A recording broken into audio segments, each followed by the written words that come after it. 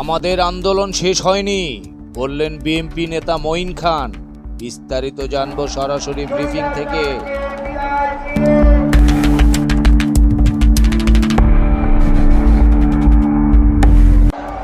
স্বৈরাচারকে বিদায় দিয়ে এদেশে গণতন্ত্র ফিরিয়ে আনার জন্য মুখ্য ভূমিকা পালন করেছে এদেশের তরুণ সমাজ, ছাত্র সমাজ।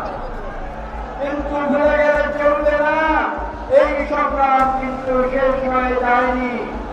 বিগত আগস্ট এবং জুলাইতে আন্দোলনের প্রথম পর্যায়ে আমাদের বিজয় হয়েছে। আমাদের চেয়ারম্যান সাহেব আমাদের সতর্ক করেছিলেন, আমরা বলেছিলাম যে আমাদের আন্দোলন শেষ হয়ে যায়নি।